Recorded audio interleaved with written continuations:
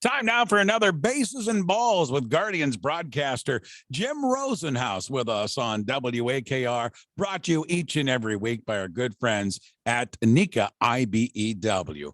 Rosie, let's get to first of all and talk about this great walk-off win, Jay Naylor, the guys at the top of the order, Kwan and Rosario, getting on base. J-Ram has been there. There were so many nuances in this series against the Twins. I like this shuffle at the top of the lineup and then the comeback by the kids in the bottom of the 10th inning. Talk about Wednesday night. It was just a remarkable comeback, Ray. And I'm glad you mentioned Stephen Kwan and Ahmed Rosario because they had tremendous nights. In fact, for a while there, they were the only offense for the Guardians to kind of keep them within shouting distance. But Josh Naylor talked about that after the game, had a chance to visit with him downstairs. And he said he's always deflecting when he does something well to his teammates, which is an admirable quality for sure. But he said, without them, what he did doesn't happen. And his turn would not have come up had it been a 1-2-3 inning. But he said he fully expected to come to the plate in the bottom half of the 10th. There was no doubt in his mind that he was going to have a chance to hit. And if he did, that would probably mean that the game was on the line and he would have a chance to win it. And that's exactly what happened. Why don't you get into the adjustment a couple of weeks ago when Tito moved Straw to 9? You still have the speed at the bottom of the lineup.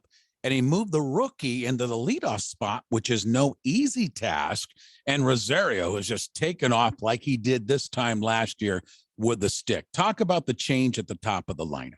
Well, he was thinking about it on that last road trip, mainly because Myles Straw has struggled so mightily, and now it's gone on for more than a month. So he is, I think Tito has always shown to be extremely patient with some hitters who have track records. And remember now, Myles Straw is not a longtime major league veteran, so he's still kind of learning his way too in that young mode that there's so much of on this team. So that was a hard decision because not only do you don't want to hurt his confidence, but you have to have a plan to replace that at the top of the lineup. So I think once he felt comfortable putting Kwan there, he felt it would benefit Straw to go to the bottom of the order, take some pressure off, and see if that would get him going. That's still a work in progress, but Kwan, Ray, when he's leading off innings, he's hitting close to 400 now. So whether it's leading off in the game, that first inning, obviously you're going to lead off. But if it comes around again and he leads off other innings, he's hitting about 400 leading off innings. So voila, it's working really well. And I don't know if it should come as a surprise because he's been a contact hitter. He's gotten his base hits, and now he just happens to be getting them at the top of the lineup where maybe it means a little bit more for sure. Ahmed Rosario's bat, Rosie, you saw it last year. It was about this time last year when he took off with a stick again. Boy, you talk about solidifying the infield, and this bat has really come alive, and clutch hitting as well. And, Ray, it's interesting. He's only 26. Now, it seems like he's older because he reached the major leagues at 21 with the Mets. So he's been in the big leagues for a while. He's one of the few in that clubhouse who's been through the wars, the ups and downs. So when he struggles early in a season, and it's 2 years in a row where April's been a challenge, as long as he feels the at-bats are good, he was saying the other day that he was fine. It's okay to not worry about the results, especially early on, if you feel like your process is good and you're swinging the bat well and maybe just hitting into some hard luck. And he was. There was a lot of line drive outs early in the year for him. But now they're starting to fall, and we see that good opposite field approach. He uses the whole field, and he plays with some enthusiasm. He plays hard. There's never a routine ground ball off his bat on the infield. So there's a lot to like there, and his teammates really respect him.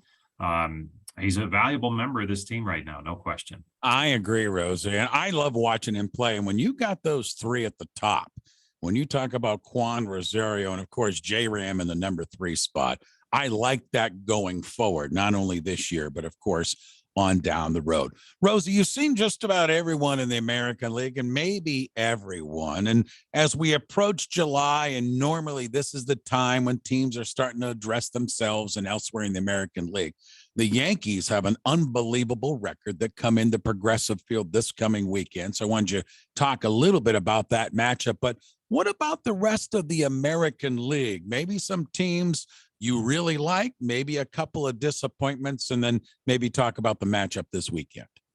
I mean, when we saw the Yankees in April, they weren't doing what they are now. They were off to a decent start, but I mean, this is one of I think I read yesterday, it's their best 70 game start in franchise history. And when you're talking about their franchise, that's saying a lot.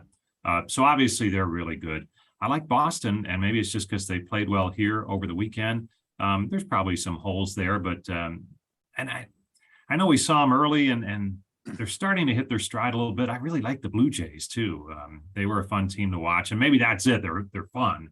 They have so many good young players who are exciting, kind of face of the game type players. So, I really think those are the teams that have been most impressive. We did see Houston, and Houston, I mean, year in and year out now, they're a team that you kind of figure something has to go wrong for them not to make the World Series the way they've gotten there consistently in recent seasons. So, it's the teams in first place that you see right now that have been most impressive in the times that we've seen. This will be interesting this weekend because, again, we didn't see the Yankees when they were in full throttle early in the season, but they sure are now. So it'll be a big time challenge this weekend. Rosa, you know me, I'm glass half full guy, but I look at our division. I think we're the best team in the division. I got to tell you, I really do think that. Well, I think talent wise, you look at that lineup for Minnesota, and it's a lot to deal with. But when you look at the Guardians pitching, that's the great equalizer. And I think especially their starting pitching wears well over the course of a long season. Who knows what's going on with the White Sox? I mean, look, if you put it on paper and said talent in terms of what they've done and what they should do, they should be running away with the division, but they've had a ton of injuries and something's going on there that's not quite right. Maybe they'll figure it out. There's plenty of time for them to figure it out. They're still in the race. You just kind of figure that they'll be there at the end because they'll figure it out. But until they do, teams like the Guardians, who keep pulling games out of nowhere, they're hanging around, and they have that guy Tito in the dugout, which seems to be a big benefit year after year. Don't count them out. And again, just that feeling downstairs last night after the game, there's some good things happening here. And that's been going on a lot this season. Well, can't wait for the broadcast this weekend. Tonight, Friday night, 7:10, Saturday night, 6:10, Sunday afternoon at 1:40, the Yankees at Progressive Field. Bases and Balls with Guardians broadcaster Jim Rosenhaus, brought to you by Nika IBEW. My friend Rosie, thank you for the time again. We'll look forward to the broadcast this weekend. Thank you again. You got it, Ray. Thanks.